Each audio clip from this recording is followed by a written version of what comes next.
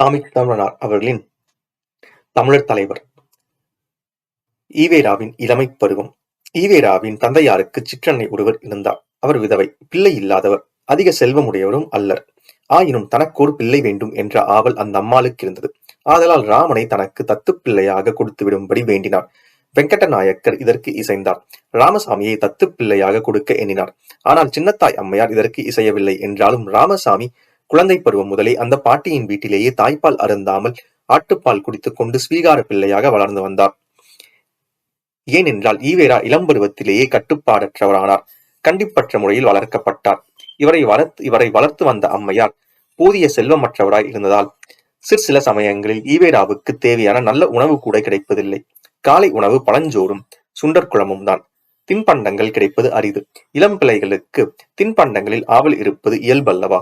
எப்பொழுதும் தின்பண்டங்களை விரும்பி விடுவார். சில சமயங்களில் தெருவில் பட்டாணி கடலை கிடந்தால் அவைகளை கூட பொறுக்கி விடுவார். இவ்வாறு வளர்ந்து வந்த நமது ராமசாமி தனது 6வது வயதில் பள்ளிக்கு அனுப்பப்பட்டார். அவருடைய பள்ளிக்கூட வாழ்வை பற்றி அவரை 1937 நவமணி ஆண்டு மலரில் எழுதியிருக்கிறார்.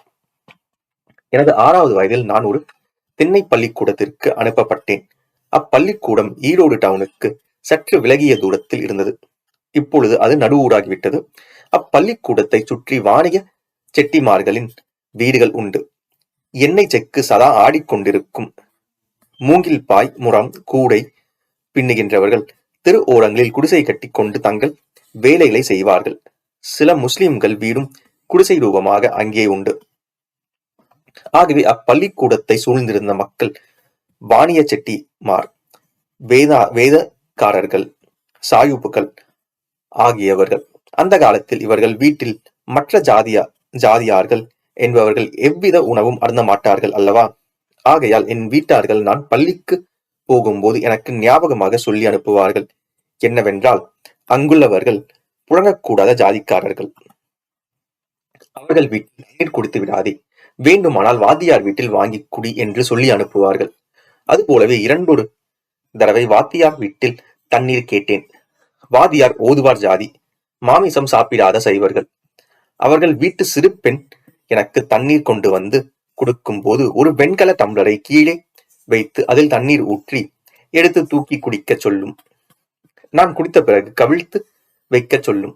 பிறகு அதன் மீது தண்ணீர் ஊற்றி அதை எடுத்து நிமிர்த்தி உள்ளேயும் தண்ணீர் ஊற்றி கழுவி உள்ளே எடுத்து கொண்டு போகும்.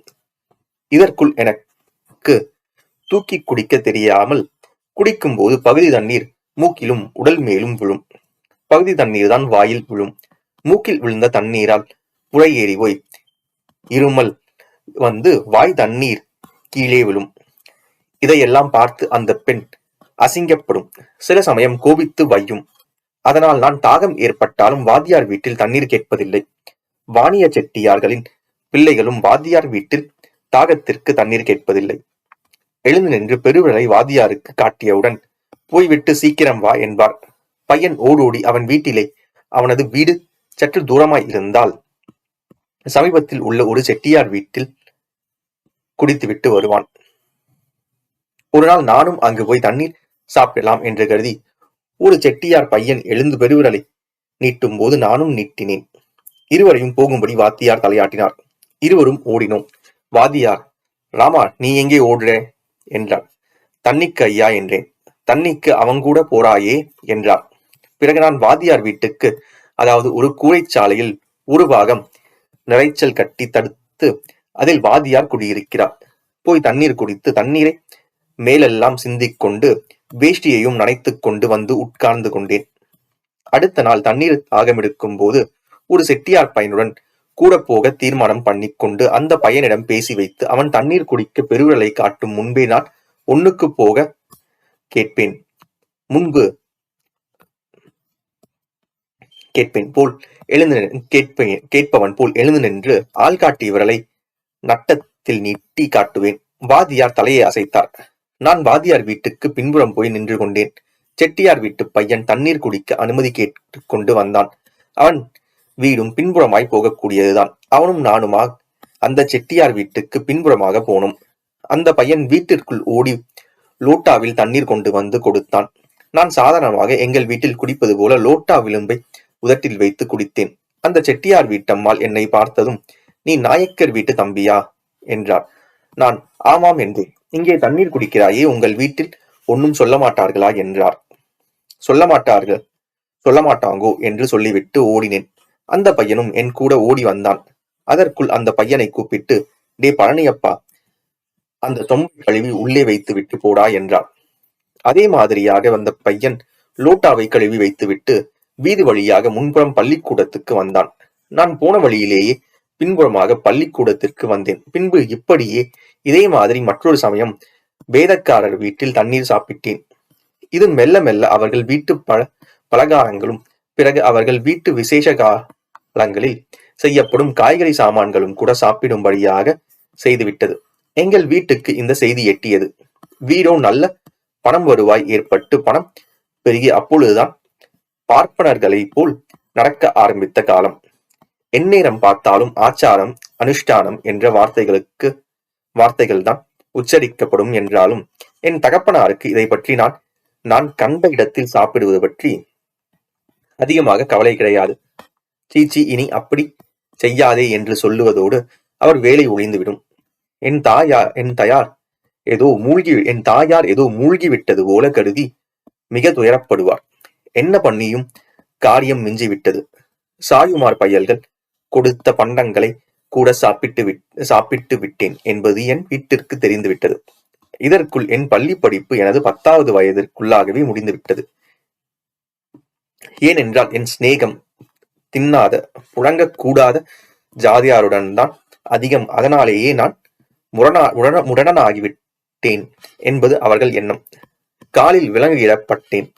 அந்த விலங்குடனேயே அந்த பிள்ளைகளுடன் கூடித் திரிவேன். ஒரு தடவை 15 நாள் 2 கால்களிலும் விலங்கு கட்டை போடப்பட்டேன். அப்போது ஒரு தோளிலும் 2 விலங்குகளை சுமந்து கொண்டு திரிந்தேன். அப்போது அந்த பிள்ளைகளுடன் விளையாடப் போய்விட்டேன். இவ்வாறு ராமசாமி இளம் பருவத்திலேயே கட்டுக்கடங்காதவராகிவிட்டார். இதற்கு ஒரு வகையில் தாங்களே காரணம் என்று பெற்றோர்கள் உணர்ந்தனர். பாட்டியார் வீட்டில் ராமசாமி வளர்ந்தார். அவனை கண்டிக்க அங்கு யாரும் இல்லை. அதனால் அடங்கா பிடாரியானார். இதற்குள் தாய் தந்தையார் ராமசாமியை தத்துக் கொடுப்பதாக இருந்த அரைகுறை எண்ணத்தையும் விட்டார்கள். ஏனெனில் செல்வம் பெருகிவிட்டது. ஏழைக்கு தத்துக் கொடுப்பார்களா? ஆகவே ராமனை தங்கள் வீட்டிற்கே அழைத்து கொண்டார்கள். இதன் பிறகாவது இவர் தாய் தந்தையார்களின் சட்ட திட்டங்களுக்கு அடங்கி நடந்தாரா என்றால் அதுதான் இல்லை. தன் விருப்பப்படி தான் எதையும் செய்து வந்தார். பிறகு ஒரு ஸ்கூல் பள்ளிக்கூடத்துக்கு அனுப்பப்பட்டார்.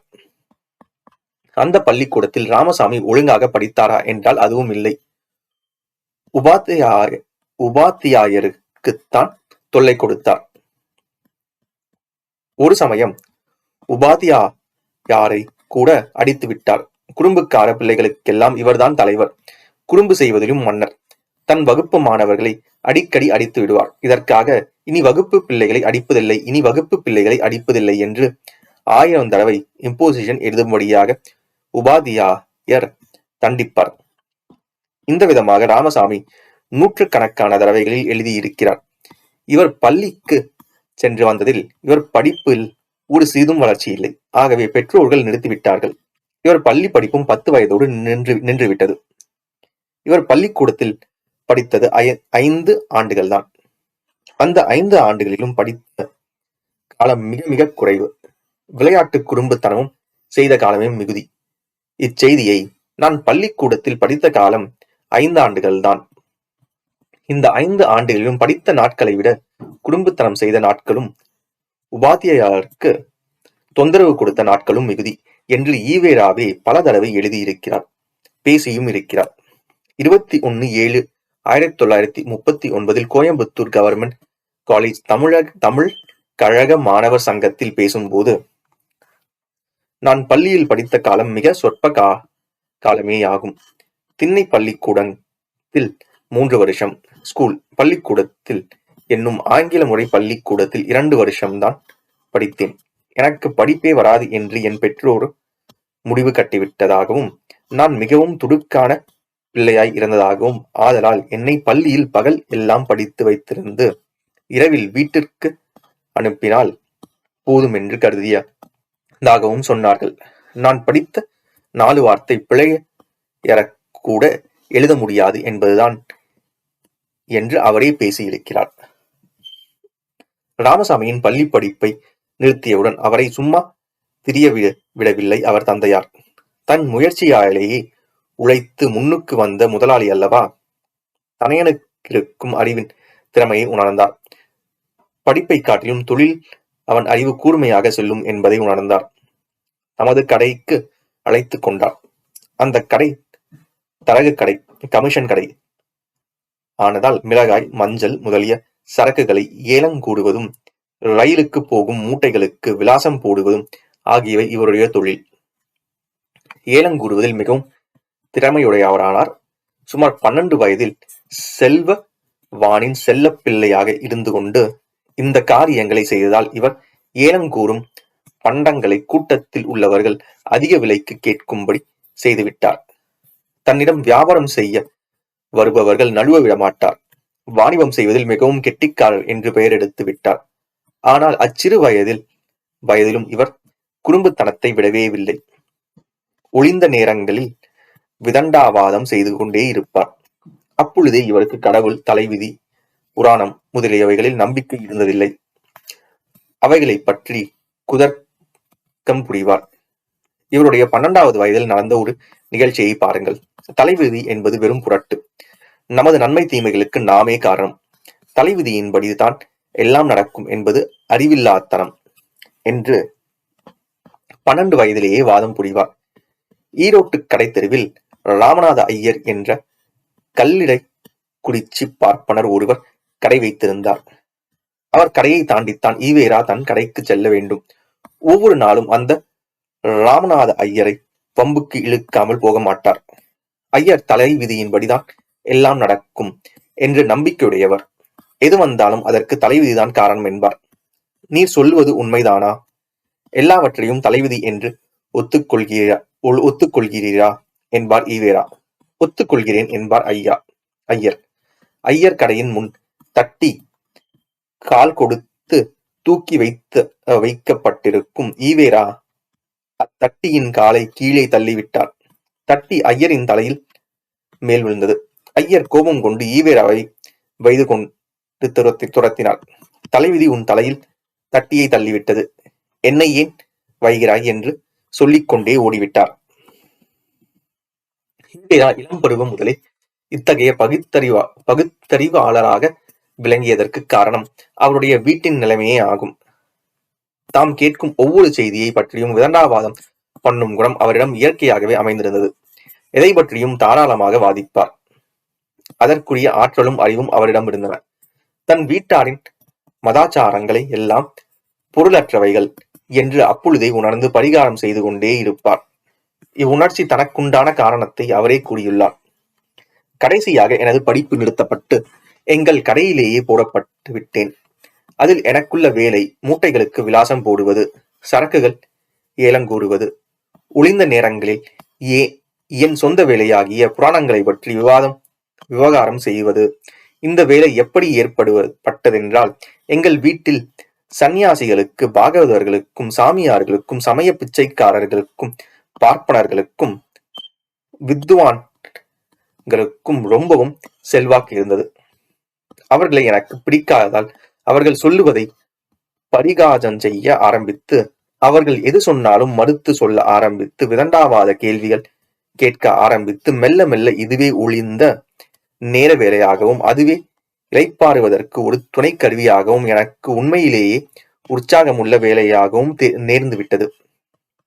நான் புராணங்களையோ வேறு எந்த தனிப்பட்ட புஸ்தகங்களையோ படித்ததில்லை என்றாலும் சைவம், வைணவம் ஆகிய இரு சமய சம்பந்தமாக உள்ள கதைகளோ சரித்திரங்களோ சதா சர்வ காலம் எங்கள் வீட்டில் இரு சமய பக்தர்களாலும் பண்டிதர்களாலும் காலட்சேபம் செய்யப்பட்டு வந்ததால் எனக்கு சமய சம்பந்தமான, புராண சம்பந்தமான விஷயங்கள் தாமாகவே தெரியும்படி ஆகிவிட்டன.